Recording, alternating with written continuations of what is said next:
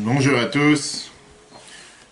Aujourd'hui, nous allons apprendre Pirkei Avot, Maxime de nos Pères, chapitre 4. C'est le chapitre que nous allons réciter ce Shabbat.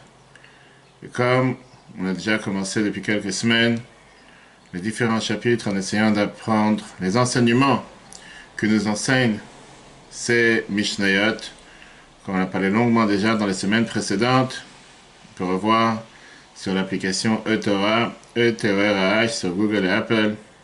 Quelle est la raison pourquoi nous apprenons ces Mishnayot pendant la période de l'été, avec les différentes versions, si c'est seulement de Pesach à Shavuot, ou bien de Pesach jusqu'à Rosh Hashanah, comme on l'a expliqué longuement dans le premier cours qu'on peut revoir sur l'application eTorah. Ce Shabbat, nous allons lire le 4e chapitre, et c'est un chapitre avec beaucoup d'enseignements, puisque Pirkei Avot, par définition, c'est fait pour pouvoir nous enseigner des modes de conduite. C'est pas tellement des halachot comme il y aurait dans les autres Mishnayot, mais plutôt des traits de caractère. On va affiner ces traits de caractère, comme nous avons l'habitude en général de faire pendant la période du Homer, avec le conte du Homer qu'on a commencé à compter il y a quelques semaines, en se préparant à la venue de Shavuot, si Dieu veut. Et donc, chers amis, ce qu'on allons voir ensemble aujourd'hui, c'est une Mishnah qui est très passionnante, une Mishnah qui est très riche, une Mishnah qui a énormément d'enseignements, et on va voir comment c'est connecté. Cette Mishnah est connectée avec les différents paragraphes qui sont appelés dans cette Mishnah, et bien sûr, tout ça basé sur les enseignements du Rabbi, l'enseignement qui a été dit ce Shabbat. Le Shabbat est mort en 1982, qui est d'ailleurs la même configuration que cette semaine, la même configuration que cette année. Alors, si vous avez le Maxime de nos Pères à la maison, vous pouvez regarder et suivre. C'est la Mishnah, le chapitre 4, Mishnah qui est la Mishnah 20. Cette Mishnah 20 nous dit pas mal de choses importantes. Mais aujourd'hui, on va s'arrêter sur un point principal sur cette Mishnah, et après on va essayer d'élaborer ensemble. Et la Mishnah nous parle bien sûr d'un personnage qui s'appelle Elisha ben Avuya. On a parlé longuement de lui sur les différents cours. Qui était ce personnage bizarre, si on peut dire, ce personnage qui était un des plus grands érudits de la Torah au début de sa vie, qui a fini par devenir un plus grand hérétique, comme on va le voir plus loin. Elisha ben Avuya nous dit dans la Mishnah 20 la phrase suivante. Celui qui étudie la Torah, lorsqu'il est un enfant, à quoi peut-il être comparé? À de l'encre écrite sur un papier neuf. Celui qui étudie la Torah à un âge avancé, à quoi peut-il être comparé? À de l'encre écrite sur un papier usagé. Après, il continue avec des autres phrases. Rabbi Yosef bar Yehuda de Kfar Abav lui dit, celui qui apprend la Torah à des jeunes, à quoi peut-il être comparé? À celui qui mange des raisins aigres, qui ne sont pas encore mûrs. Et après, il continue en disant, qui veut dire, ou qui boit du vin au pressoir. Et celui qui apprend la Torah à des personnes âgées, à quoi peut-il être comparé? À celui qui mange des raisins mûrs ou qui boit du vin vieux. Et voici que la Mishnah termine avec la phrase suivante, Rabbi Meir, qui d'ailleurs était l'élève de Elisha ben Avuya, on va en parler plus tard, on dit la phrase « Ne considère pas le récipient, mais ce qu'il contient ». Il y a des récipients neufs qui contiennent du vin vieux et des récipients vieux qui contiennent même pas du vin nouveau. Très bizarre tous ces épisodes, très bizarre toutes ces formules que la Mishnah nous dit. Mais il y a énormément de questions qui nous dérangent dans cette Mishnah, comme on a dit. Première question, quelle est la nouvelle ici? Qu'est-ce qui nous fait savoir ce Elisha ben Avuya en nous faisant, avec sa première phrase, en nous disant que celui qui étudie la Torah lorsqu'il est un enfant, il est comparé à de l'encre écrite sur un papier neuf. Celui qui étudie la Torah à un âge avancé, il est comparé à un papier usagé. Bien sûr que ça c'est quelque chose qui est évident, on n'a même pas besoin de le décrire dans la Mishnah. N'importe quelle personne qui est jeune a, en règle générale, une pensée, il a une manière de voir les choses, une manière de comprendre les choses qui est totalement neuf, totalement rafraîchi, qui est tout à fait, il a un esprit qui est moins encombré, une mémoire qui est plus nette. Alors qu'en vieillissant, non seulement que les facultés s'émoussent lentement, certainement le fait de pouvoir se rappeler des choses à court terme, mais nos esprits se remplissent d'informations qui sont de plus en plus distrayantes. Nos mémoires deviennent de moins en moins précises et de moins en moins fiables. C'est la réalité des choses. On sait très bien que beaucoup d'enfants peuvent apprendre et ils sont capables d'apprendre plusieurs langues, à une même vitesse, au même moment, au même instant. Alors qu'à une étape plus avancée dans la vie, c'est quelque chose qui est plus difficile. Il y a beaucoup d'autres qualités que si parfois on ne les a pas acquis assez tôt dans la vie, ça devient peut-être plus difficile, voire parfois impossible, de les acquérir à des années beaucoup plus avancées. On a besoin que Elisha ben Avuya vienne dans cette Mishnah, qui était quand même, Elisha ben Avuya, il était quand même un des plus grands penseurs juifs, un des plus grands enseignants du peuple juif. Du fait, comme la Gemara Chagiga, page 15a, nous dit, que c'était le maître de Rabbi Akiva. À tel point que la Gemara Eruvin, page 13b, nous dit que personne ne pouvait comprendre la profondeur de ce qu'il nous enseignait. C'était quand même un des grands maîtres du peuple juif. On a besoin que Elisha ben Avuya vienne et nous enseigne. Fais attention, je te dis que si tu apprends la Torah en étant jeune, c'est considéré comme de l'encre qui est écrite sur un papier neuf.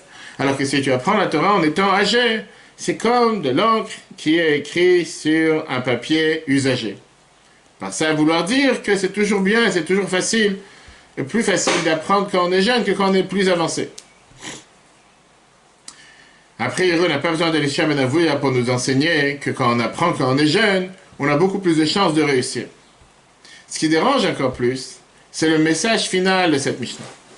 Le message final de cette Mishnah, c'est apparemment un message qui est difficile à comprendre. Parce que on peut comprendre, encourager les gens à apprendre quand ils sont jeunes, encourager les parents à enseigner la Torah à leurs enfants quand ils sont jeunes, quand leur pensée, le cerveau, il est encore fertile, il est encore un récipient, il est encore ouvert, il est encore capable de capter des choses. Mais pourquoi la Mishnah termine la phrase en disant que celui qui enseigne la Torah, celui qui étudie la Torah à un âge avancé, à quoi peut-il être comparé à de l'encre écrite sur un papier usagé? Qu'est-ce qu'il veut nous dire par là? Ça veut dire que si je suis quelqu'un de âgé, si je suis un homme ou une femme âgée, avec un âge avancé, et que j'ai jamais eu l'opportunité de pouvoir apprendre la Torah, la Mishnah est en train d'essayer de me décourager en me disant ça ne vaut pas la peine de te mettre à apprendre. Elle est en train de me dire, désespère avant même de commencer, qu'il n'y a aucun but de se mettre à apprendre parce que de toute façon tu ne vas jamais réussir. Quel est cet enseignement? Qu'est-ce que la Mishnah est en train de nous parler, en train de nous dire? Quel message elle veut nous faire passer? On ne peut pas dire que la Mishnah ici veut nous faire passer un message de découragement ou essayer de dire que la seule manière de pouvoir apprendre la Torah, c'est si tu as appris quand tu étais jeune. Mais si tu as appris, ou si tu n'as pas appris quand tu étais jeune, tu as très peu d'espoir de pouvoir apprendre, laisse tomber, c'est pas pour toi. Si on regarde la Mishnah et les Pirkei Avot en général, les maximes de nos pères, on sait que le but, c'est justement de pouvoir enseigner, d'inspirer le maximum de personnes à apprendre encore plus la Torah. Pas tout le monde a eu cette chance, a eu cette fortune de pouvoir apprendre la Torah en tant qu'enfant. Il y a même des personnes qui ont été exposées aux valeurs de la Torah à un âge beaucoup plus avancé dans leur vie. Et ils n'ont pas eu cette opportunité plus tôt. Alors pourquoi avoir un pronostic si négatif sur le fait qu'ils se mettent à apprendre la Torah à un âge avancé? Pourquoi la Mishnah n'aurait pas pu se suffire en disant seulement et en parlant du côté positif, la beauté d'apprendre la Torah en tant qu'enfant? Pas besoin de venir et de mettre un accent ici sur le point négatif qui est si jamais tu vas apprendre la Torah avec un âge avancé, à ce moment-là c'est comme de l'encre qui est écrit sur un papier usagé. Quel est le but? Qu'est-ce que tu cherches avec ce message? Troisième question, et ça c'est quelque chose qui est vraiment incompréhensible. Pourquoi? Parce que la Mishnah vient de dire cette phrase au nom de Elisha ben Avuya. Parmi les plus de 1 millier de rabbins cités dans la Gemara, ce qui dérange le plus, c'est que le seul qui est devenu un hérétique, son nom, c'était Elisha ben Avuya. Celui qui était le plus, on va dire, celui qui s'est séparé de la Torah, était Elisha ben Avuya. Celui qui, à la fin, il est devenu totalement un renégat. au départ de sa vie, c'était quelqu'un qui était pas seulement quelqu'un d'important, mais c'était quelqu'un qui était considéré parmi tout le peuple juif comme un des sages les plus passionnants, les plus grands du IIe siècle, un contemporain de Rabbi Akiva, qu'on a parlé longuement de lui la semaine dernière, un maître de Rabbi Meir, qui était pas seulement le maître des enseignants de toute sa génération. Elisha, avec les années, il s'est totalement détaché de la tradition juive et de ses collègues, à tel point qu'ils ont arrêté de l'appeler en tant que Rav, Rabbi Elisha ben Avouya, Rabbi Elisha ben Avouya, mais ils lui ont même donné un nom, une connotation, le mot Acher. Acher qui veut dire l'autre, celui qui a été le renégat, celui qui est le paria, quelque chose qui est totalement... On ne veut plus avoir affaire avec lui. Le seul qui est resté proche, c'était Rabbi Meir. Rabbi Meir était son élève, fameux Rabbi Meir, qui était loyal à la personne, puisque c'était son maître, qui a continué à apprendre la Torah de sa bouche. Et il est resté ami avec lui, parce qu'il a toujours cru qu'il pourra faire tchouva un jour, qu'il pourra venir et se repentir un jour. À cause de cette tragédie, tous ses pensées et tous ses enseignements n'ont jamais été mentionnés directement dans le Talmud, à part une seule place. C'est quelle place? Cette Mishnah, la Mishnah 20 du Pirkei Avot de Maxime de nos pères. Et c'est la Mishnah qui nous dit que Elisha ben Avouya a te dit que celui qui apprend la Torah en tant qu'un enfant, à quoi il est comparé? À de l'encre écrite sur un papier nouveau, alors que celui qui apprend la Torah, qui étudie la Torah en tant qu'une personne usagée, c'est quelqu'un qui est comparé à de l'encre inscrite sur un papier usagé. Qu'est-ce qui se passe tout d'un coup? Pourquoi la Mishnah ici, elle a décidé de le mentionner? Pourquoi tout d'un coup cette Mishnah particulière? Pourquoi cette idée est différente de toutes les autres idées? Pourquoi cette idée, c'est une idée qui a été conviée par la Mishnah pour les générations à venir en son nom, alors qu'on voit que dans toute la Gemara, on ne le mentionne même pas. Et quand on le mentionne, c'est sans dire son nom. C'est quand on mentionne une idée qu'il a enseignée, c'est pas forcément en disant son nom. Et tout d'un coup, la seule chose que la Mishnah, elle cherche à nous faire savoir, c'est cette idée, en son nom, qu'est-ce qu'est le message qu'elle va nous faire passer? Dans un merveilleux discours en 1977, et ce Shabbat en 1982, le Rabbi Lubavitch a mentionné une merveilleuse explication. Une merveilleuse explication sur les questions qu'on vient de demander sur cette Mishnah, avec un enseignement énormément riche pour la vie de chacun d'entre nous. Comme on a dit tout à l'heure, Pirkei Avot, Maxime de nos pères n'est pas là pour décourager qui que ce soit d'apprendre la Torah. Bien au contraire. On a besoin de la Mishnah pour nous apprendre les avantages de pouvoir essayer d'avaler le maximum d'informations quand on est jeune et quand on est frais. Quand ton cerveau il est encore flexible, quand ton cerveau il est encore capable d'avoir ce qu'on appelle cette neuroplasticité qui est tellement plus facile que quand quelqu'un il est déjà âgé, la Mishnah ne nous apprend pas juste ces bases que tout le monde connaît, qu'on n'a pas besoin d'Elisha ben Avouya pour nous dire. Mais la Mishnah, en réalité, elle est en train d'essayer de nous passer un message qui concerne les personnes de tout âge et les personnes de tout horizon. La Mishnah nous dit la phrase suivante. Quand tu es jeune, ta tête, ton cerveau, il est ouvert à de nouvelles idées, de nouveaux concepts. Parce qu'on n'est pas encore, ni dans la manière de penser, ni dans la manière de comportement, déjà forgé, déjà formaté d'une certaine manière, d'un certain bloc, et on est prêt à absorber de nouvelles idées et à adapter de nouvelles réalités. En règle générale, la pensée, le cerveau de jeunes enfants, particulièrement, est considéré comme des éponges mouillées, qui sont remarquables dans leur capacité d'absorber de nouvelles idées, d'être émus par de nouveaux concepts, et de recevoir en général de nouvelles informations et de nouvelles idées sans arrêt, du non-stop. Parce qu'ils sont jeunes, ils sont encore nouveaux, ils sont encore frais.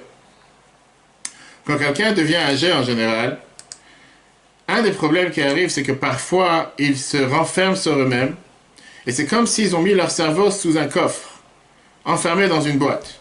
Quelque chose qui ne peut pas évoluer, quelque chose qui ne peut pas changer. Et à ce moment-là,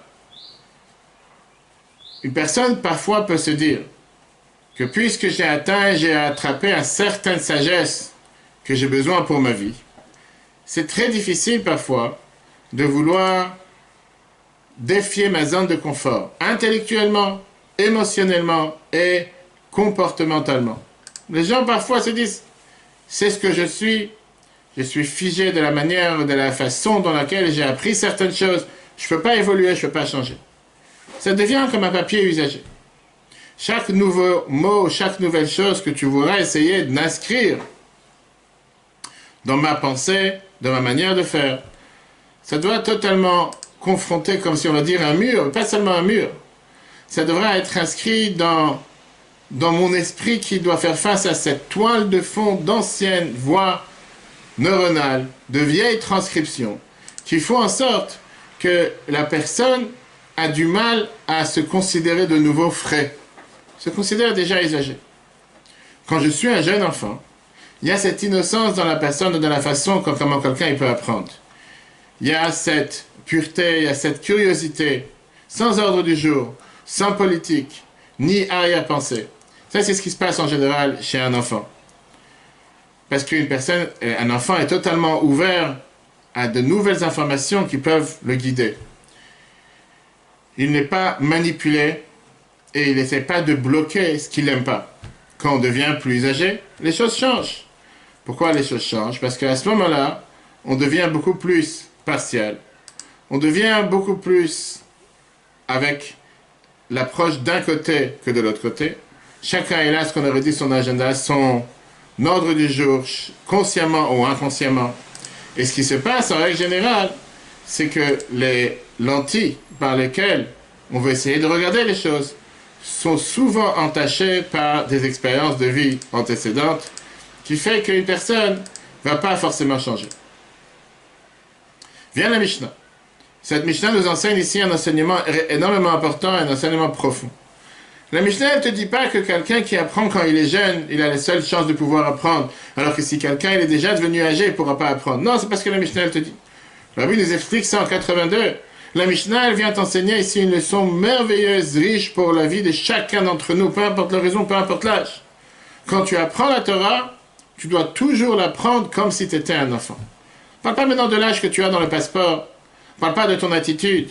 La Mishnah, elle apprend que quand tu apprends la Torah, même si tu apprends la Torah en te considérant, peu importe l'âge que tu as, comme une personne âgée. On sait très bien, ce que l'Agmara qui de Chine, page 32, nous dit que c'est quoi un zaken? C'est quoi une personne âgée? C'est Shekana Chachma, celui qui a acquis la sagesse. S'il te manque ce sens d'humilité, d'ouverture, d'attention, de curiosité, tu ne pourras jamais absorber la Torah. Ça, c'est le message que la Mishnah veut nous faire passer. La Mishnah est en train de te dire que la Torah peut rentrer dans l'âme et être inscrite comme de l'encre sur un nouveau papier, pas sur un papier usagé, si tu décides d'apprendre la Torah comme un enfant. Qu'est-ce que ça veut dire apprendre la Torah comme un enfant?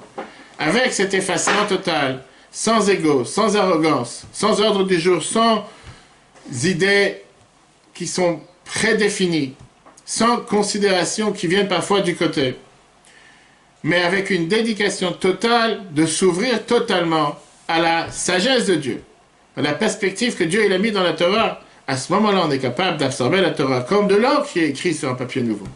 Ça, c'est le message que la Mishnah veut nous faire passer. Le Mishnah est en train de te dire, pas que si quelqu'un il apprend quand il est jeune, il a plus de chances de pouvoir bien apprendre, alors que si quelqu'un il apprend quand il est âgé, il a moins de chances de pouvoir apprendre, voire c'est impossible pour lui d'apprendre. C'est pas ça que la Mishnah te dit. La Mishnah te dit qu'à n'importe quel âge, que ce soit 5 ans, 10 ans, 15 ans, 20 ans, peu importe l'âge que tu as, 100 ans, 120 ans, quand tu te mets à apprendre la Torah, apprends la Torah comme un enfant. Sois ouvert à de nouvelles horizons. Comme on vient de dire, pas seulement ouvert avec un certain effacement de soi. Être capable d'absorber cette sagesse que Dieu il a mis dans la Torah pour pouvoir la maîtriser et la mettre en application. Pas avec une attitude d'une personne qui aurait pu être âgée, qui se dit, ça c'est ce que je sais, j'ai pas besoin, je peux pas être changé, je peux pas être ouvert, mais au contraire, avoir ce sens d'humilité, ce sens d'ouverture, ce sens d'être attentive à n'importe quelle nouveauté et de curiosité. C'est la seule manière de pouvoir absorber la Torah. Regardons cette merveilleuse phrase que le roi Salomon, Shlomo HaMelech, qui était la personne la plus intelligente sur terre, dit dans Kohelet. Le roi Salomon, il répète dans cette phrase à 7 reprises que le monde dans lequel nous vivons, c'est un monde de rêve, un monde de vanité, un monde de futilité. Qu'est-ce que ça veut dire une phrase pareille? Dans Kohelet, dans le Midrash Rabbah, le chapitre 1, verset 3, il fait remarquer et il compare que ces 7 fois auxquelles le roi Salomon appelle ce monde un monde de futilité et un monde de vanité, compare les 7 mondes qu'une personne regarde. Regardez comment il compare la vie d'un être humain merveilleux. On va le faire en 2 parties. Dans le Midrash, il était dit la phrase suivante. À 1 an, quand une personne a 1 an, il peut être comparé à un roi, à l'abri de beaux vêtements, adoré par tous, embrassé par tous, enlacé par tous. Un bébé d'1 an. À 2 et 3 ans, il devient comme un cochon, tâtonnant la poubelle et mettant tout dans sa bouche. À 10 ans, à ce moment-là, quand il a 10 ans, il se caresse comme un bébé bouc. Je veux dire, ne reste jamais immobile un instant. À 20 ans, il peut être comparé à un cheval, se lissant et se toilettant à la recherche d'un compagnon. Lorsqu'il assume la responsabilité du mariage, il est comme un âne qui porte un fardeau sur son dos. C'est peut-être un bon fardeau, mais c'est toujours un fardeau. Quand il a des enfants, continue le roi Shlomo HaMelech, il devient effronté comme un chien, essayant de trouver de la nourriture et de l'argent pour nourrir sa famille. Et oui, c'est un monde difficile, et c'est un monde dans lequel il faut avoir beaucoup d'audace. Et quand il vieillit, il devient comme un singe. Voilà ce qui est écrit dans Kohelet. Kohelet, Rabbah, le Midrash Rabbah, chapitre 1, verset 3. On verra la fin de ce paragraphe juste après. Ça rappelle une ancienne blague qui est très connue. Et que certainement cette blague, elle a ses origines dans ce Midrash. Il dit que le premier jour de la création, Dieu a créé un chien et lui a dit « Ton devoir, ça sera d'être assis toute la journée à la porte de ta maison et d'aboyer à chacun qui passe et chacun qui vient et qui se rapproche du portail. Pour ça, je te donnerai une espérance de vie de 20 ans. » Le chien a dit « Ça s'est fait énormément de temps pour pouvoir aboyer. Qu'est-ce qu'il y a si tu me donnes seulement 10 ans et je te rends les autres 10 ?» Dieu dit « D'accord, il n'y a pas de problème. » Le deuxième jour de la création, Dieu il a créé le singe. Et Dieu il a dit, ton devoir sur terre, ça sera d'entretenir les gens, de faire des grimaces, de les faire rire. Pour ça, je te donnerai une espérance de vie de 25 ans. Le singe, il dit, se moquer et faire des grimaces pendant 25 ans, c'est énorme, pas besoin d'une chose pareille. Qu'est-ce qu'il y a si je te rends 10 ans comme le chien a fait? Dieu il dit, je suis d'accord. Troisième jour de la création, Dieu il a créé la vache. Et là, il a dit, ton devoir sur terre, ça sera d'aller dans le champ, avec les bergers tout au long de la journée, souffrir sous le soleil, avoir des veaux, donner du lait pour pouvoir faire soutenir la famille du berger. Et pour ça, je te donnerai une espérance de vie de 60 ans. La vache, elle dit, c'est dur pour moi. C'est une vie dure de faire ce que tu me demandes de faire pendant 60 ans. Qu'est-ce qu'il y a si tu me donnes seulement une espérance de vie de 20 ans? Je te rends les autres 40, tu n'as pas besoin de plus. Et Dieu était d'accord. Quatrième jour de la création. Dieu a créé l'homme. Et il dit, ton devoir, ça sera de manger, de dormir, s'amuser, te marier et de faire la vie, comme on dit. Pour ça, je te donne une espérance de vie de 20 ans. L'homme, il dit, quoi? Seulement 20 ans? Peut-être que tu me donnes mes 20 ans, les 40 que la vache t'a rendu, les 10 que le singe t'a rendu, et les 10 que le chien t'a rendu. Ça ferait 80. Est-ce que tu es d'accord ou pas? Dieu a dit, tu sais quoi? Tu les as demandés, tu les auras. Et c'est la raison pour laquelle les premiers 20 ans de notre vie, on mange, on dort, on s'amuse et on fait la belle vie. Les prochains 40 ans, on travaille aussi dur sous le soleil pour pouvoir faire subvenir aux besoins de notre famille. Les prochains 10 ans, on est comme des singes qui essaient d'entretenir notre entourage, ou d'entretenir nos petits-enfants avec des grimaces, avec des tics, avec n'importe quelle autre manière de faire. Et les dernières 10 ans de notre vie, on est assis devant la porte en train d'aboyer et crier sur chacun. C'est une blague. Mais ça rejoint exactement ce qu'on vient de voir dans Kohelet. Comment Shlomo HaMelech décrit la vie d'une personne. Comme on a commencé depuis l'année numéro 1 jusqu'à la fin de la vie d'une personne. Quel est le message ici? Qu'est-ce que Shlomo HaMelech va nous faire passer? Beaucoup de commentateurs essayent de comprendre cette comparaison de l'homme au singe. Surtout quand on parle des dernières étapes et des derniers étages de la vie. Parce qu'on sait très bien que qu'est-ce qui se passe à cette dernière étape de la vie signifie qu'il devient voûté, un peu en colère, de courte humeur, se déplaçant plus lentement, ressemblant un peu à un singe à un âge avancé dans la jungle. Mais la majorité des commentateurs te demandent la question, qu'est-ce qu'il a fait allusion ici, Shlomo Amelech? Pourquoi les singes? Cela arrive à de nombreux primates, à mesure qu'ils vieillissent et deviennent plus fragiles. Ce n'est pas forcément le singe, il n'y a pas ici une particularité avec le singe, plus qu'autre chose. Le rabbi de Kotsk a donné une merveilleuse explication. Dans Shem Ishmuel, surtout Bishvat, il donne l'explication suivante en disant, quelle est la particularité du singe? La nature d'un singe, c'est quoi? Qu'est-ce qu'il cherche à faire un singe en règle générale? Un singe cherche à imiter. Tout comme c'est la façon d'un singe d'imiter les humains, une personne, lorsqu'elle est plus âgée, imite aussi souvent. Mais de qui nous sommes en danger d'imiter le plus? Pas les autres, s'imiter soi-même. Voilà comment il explique pourquoi Shlomo Amelech compare l'humain, au final, au singe. La majorité d'entre nous, à un certain moment dans la vie, consciemment ou inconsciemment, on devient satisfait avec qui nous sommes devenus. On se stigmatise d'une certaine manière, on se labellise d'une certaine manière, et on est content à ce stade où on n'essaie pas d'avancer. On devient des copies de notre précédent soi-même, si on peut dire. Il n'y a pas d'innovation, il n'y a pas de créativité, il n'y a pas de nouveauté. Et alors, je suis le même que j'ai toujours été, sans surprise. J'ai stoppé d'essayer d'atteindre de nouvelles grandeurs ou d'essayer de comprendre des choses plus profondes. On est content de vivre la vie que nous avons avec le reste de nos jours, tout en imitant notre vie précédente, notre jeune soi-même. On devient ce qu'on appelle du papier usagé. Vient le Midrash et il termine avec une phrase importante. Dans ce même Midrash qui te compare l'humain à tous ces différents animaux qu'on a vus depuis l'âge 1 à la fin de sa vie.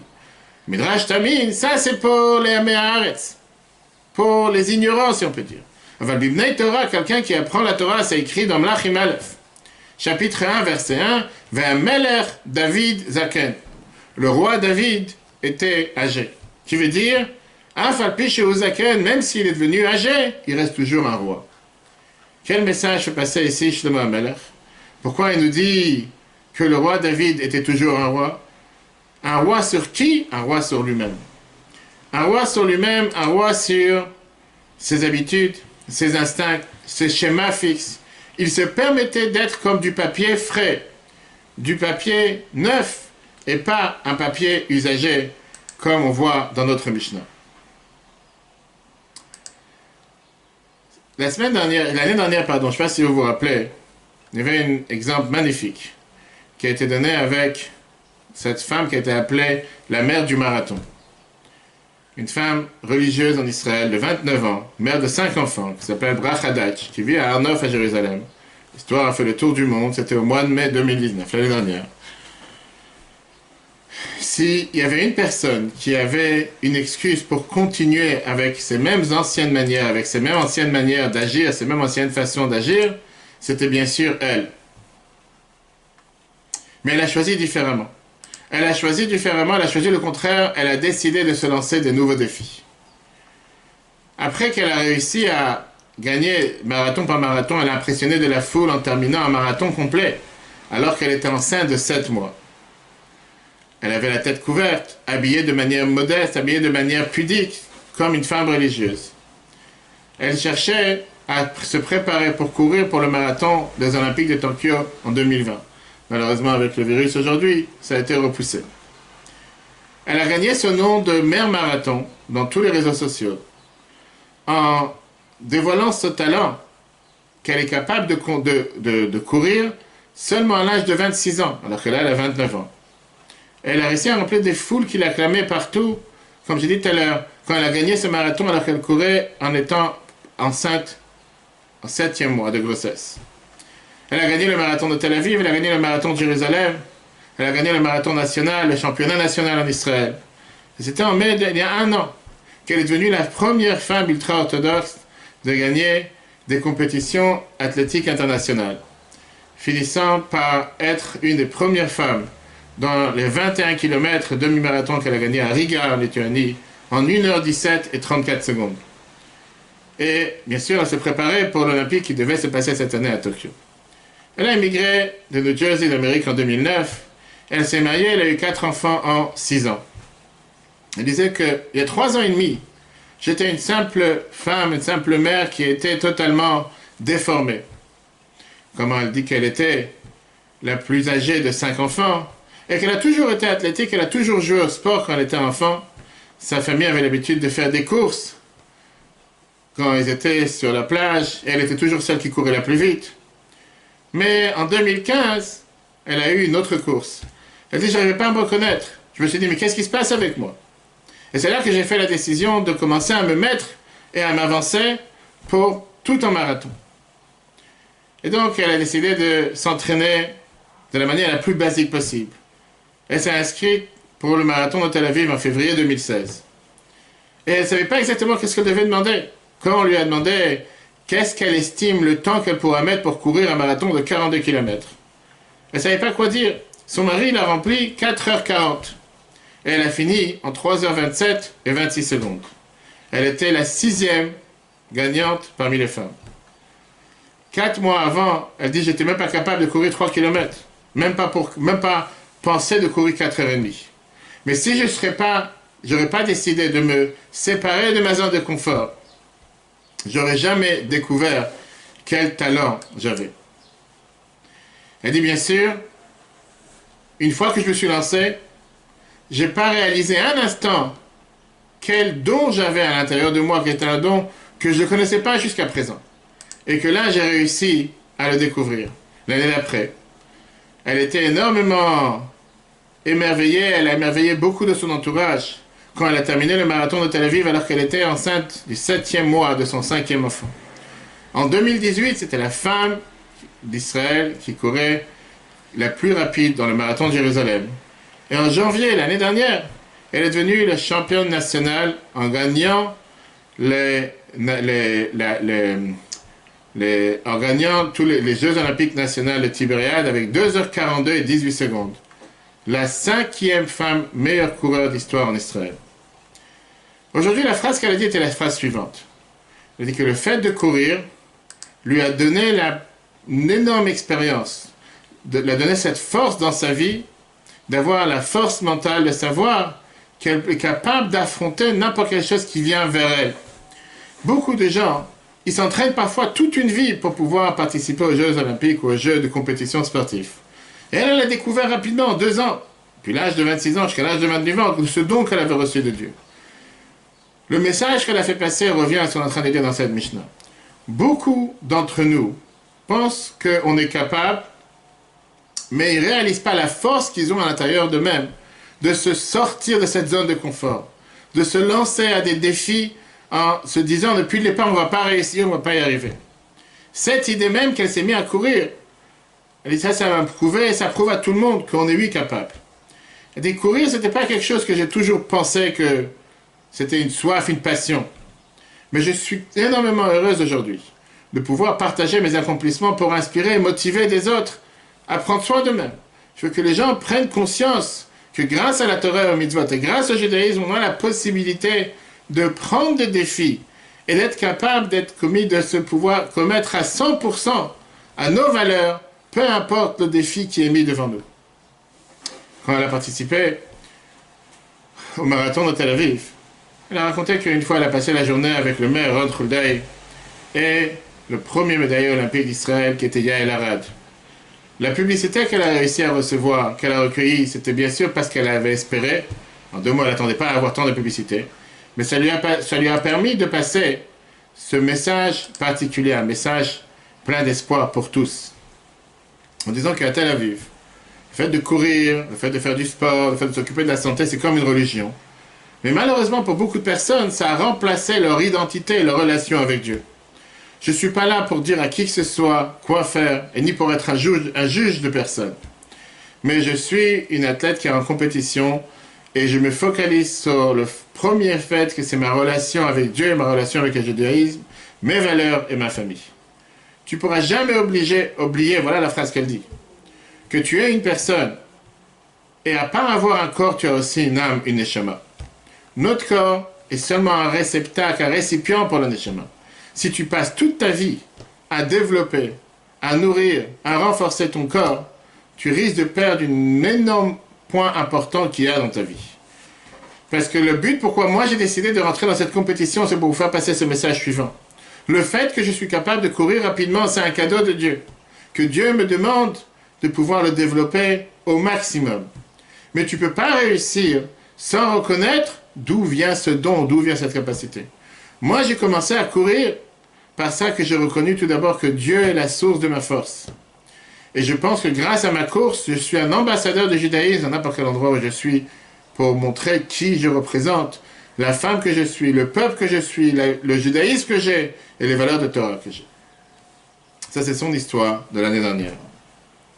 À cette même époque, l'année dernière, il y avait l'ex-premier ministre d'Angleterre, Theresa May, qui a annoncé que vu les difficultés qu'elle a eues au 10 Downing Street avec le processus du Brexit, elle terminera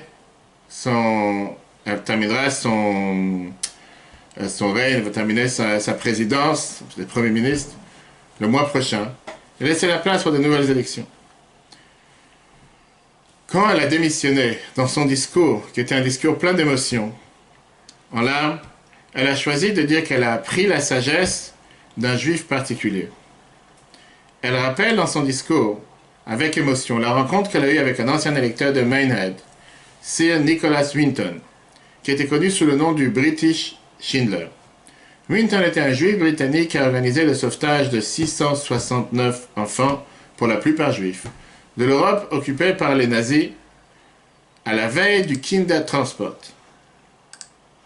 Elle dit comme quoi, à un certain événement, Winton a appelé Theresa May et lui a dit cette phrase: « Le compromis, ce n'est pas un gros mot.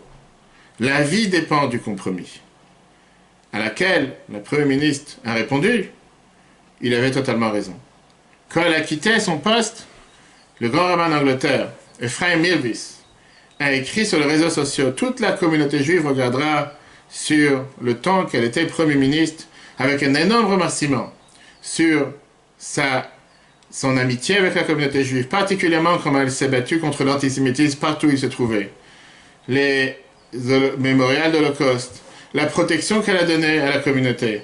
Elle a toujours été une vraie Ohevet Israël, une vraie aimante du peuple juif. Qu'elle soit bénie pour la réussite dans son futur. Le board de députés anglais juif a aussi remercié pour être une vraie amie de la communauté juive.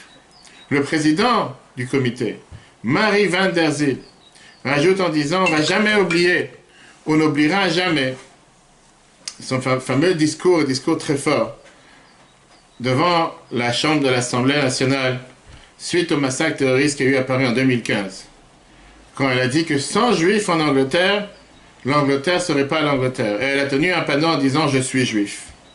Qu'est-ce qu'on apprend de cette personne? La phrase qu'elle a voulu faire passer comme message, et l'enseignement qu'elle a voulu faire passer, c'est que on a tous à tirer des leçons basées sur cette Mishnah avec l'enseignement de Elisha ben Avouya, comme expliqué par le Rabbi en 82 ce Shabbat, qu'on ne doit jamais rester coincé dans nos attitudes, on ne doit jamais rester coincé dans nos préjugés, dans nos stéréotypes. Apprendre à s'ouvrir au compromis, à la flexibilité, à voir l'image complète. Apprendre toujours la Torah, pas comme un ancien, pas comme un vieux, pas comme une personne âgée, mais être quelqu'un qui veut apprendre la Torah comme un enfant, en absorbant, en dévorant la vie comme un enfant. Mais la Torah vient nous dire que si tu apprends la Torah comme un enfant, à ce moment-là, tu as la chance de pouvoir faire en sorte d'avoir un esprit qui est comme un papier frais, comme un papier qui n'est pas usé. Ça, c'est le message que la Mishnah nous fait passer. Revenons maintenant à ce qu'on a dit au départ. Si vous vous rappelez, avec ce fameux Elisha ben Avouya. La question qu'on a demandé au départ, la question que la Mishnah nous demande, comme on l'a dit tout à l'heure, comment se fait-il que de toute la Torah, de tout l'Agmara, de tout le Talmud, la seule phrase que le Talmud décide de nous rappeler au nom d'Elisha ben Avouya est cette phrase, qui est une phrase apparemment qui est incompréhensible. Avec ce qu'on a expliqué, on comprend beaucoup mieux. Mais pourquoi elle a choisi de nous rappeler juste cette phrase au nom de cette grand personnage, au temps du 2e siècle, maître de Rabbi Meir, qui est à la fin devenu un hérétique. Pourquoi c'est la seule phrase que la Torah, dans toute la Gemara, nous rappelle à son nom? Encore une fois, ce Shabbat. Shabbat est mort en 1982. Le Rabbi nous donne la réponse à cette question, et encore une fois, avec un message énormément important. Elisha ben Avouya avait beaucoup de qualités. De l'autre côté, il avait aussi beaucoup de vices. C'est quelqu'un qui a trahi son peuple, qui a trahi Dieu. Mais une chose, on ne peut pas lui enlever. Il a absorbé toute la Torah quand il était jeune. Toute sa jeunesse était pleine de Torah. Quand on sait aujourd'hui qu'est-ce qui s'est passé plus tard dans sa vie, personne ne peut lui enlever le fait que dans sa jeunesse, c'est quelqu'un qui s'est assis, il a pris la Torah. Toute sa jeunesse était pleine de Torah. La Gemara Yerushalmi dans Chagiga, chapitre 2, la Halacha Aleph, Tosfot dans Chagiga, page 15a, nous raconte qu'est-ce qui s'est passé à la circoncision de Elisha, le fils d'Avouya. La Gemara nous raconte comme quoi son père, Avouya, le père d'Elisha, quand il a vu l'énergie que mettaient les érudits de la Torah, qui étaient assis à la Brit Mila de son fils, il a dit, je voudrais dédier la vie de mon fils à l'étude de la Torah. On sait très bien ce qui s'est passé. Au début de sa vie, c'était quelqu'un qui a énormément appris, à tel point, comme on l'a dit tout à l'heure, c'était le contemporain de Rabbi Akiva, et c'était le maître de Rabbi Meir.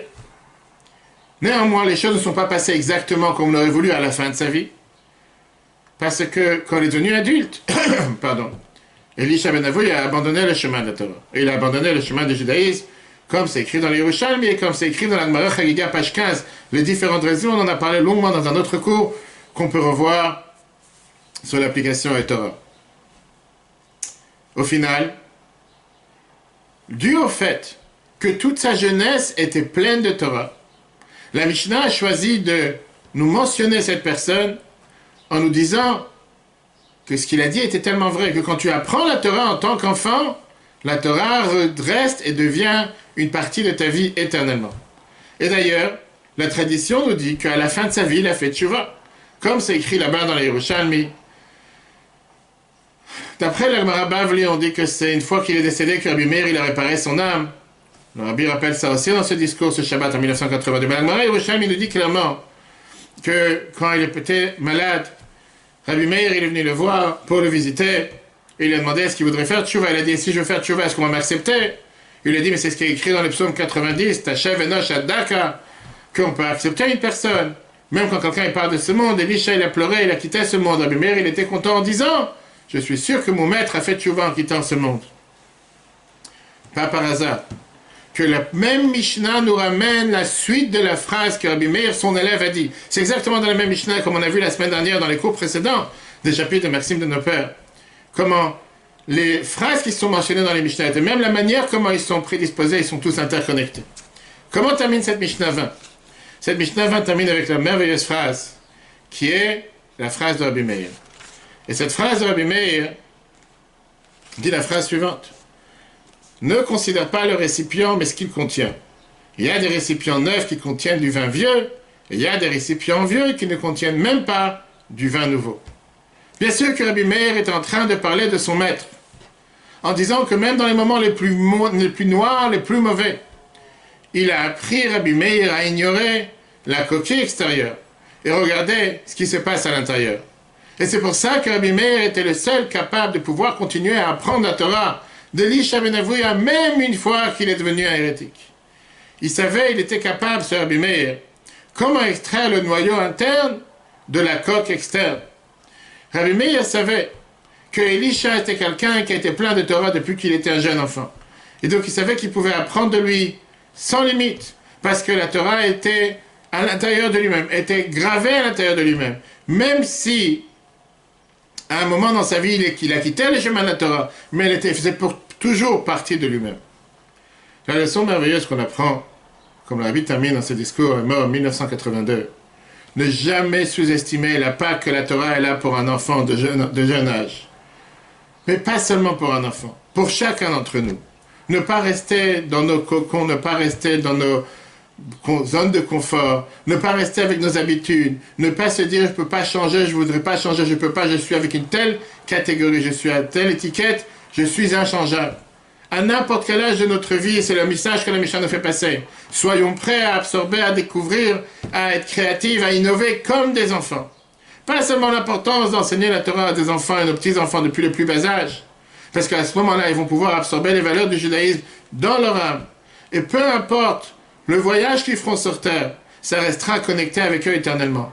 Mais à n'importe quel âge, pour chacun d'entre nous, comme Rabbi Rabbein dans ce discours de ce Shabbat en 82, sachons apprendre la Torah avec cette ouverture de pensée. Ne pas toujours vouloir abaisser dès qu'il y a quelque chose de nouveau, dès qu'il y a un changement, dès qu'il y a une innovation, dès qu'il y a quoi que ce soit de créatif, tout d'un coup vous dire c'est pas pour moi, je mets de côté.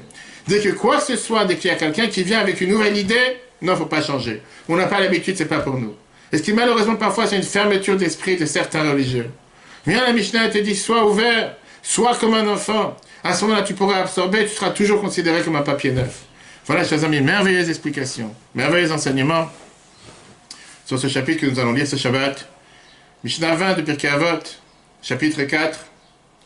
Que Dieu fasse qu'on puisse pas seulement maîtriser cet enseignement, mais l'appliquer dans la vie de chacun d'entre nous. Le cours sera replay sur l'application eTorah, E-T-O-R-A-H, sur Google et Apple. Très bonne journée à tous, et si Dieu veut, demain à 13h. Demain à 13h, si Dieu veut, prochain cours sur la paracha de cette semaine. La paracha est mort, qui nous parle de toutes les fêtes. Cours magnifique. Pardon, demain c'est le cours du Tanya. On verra la suite du chapitre 30 à 13h, à midi et demi. Et jeudi à 13h sur la paracha. Et on verra si Dieu veut. On pourra voir le cours sur l'application eTorah sur Facebook Live et sur Zoom pour celui qui n'a pas Facebook. Très bonne journée à tous. Et si Dieu veut, à demain.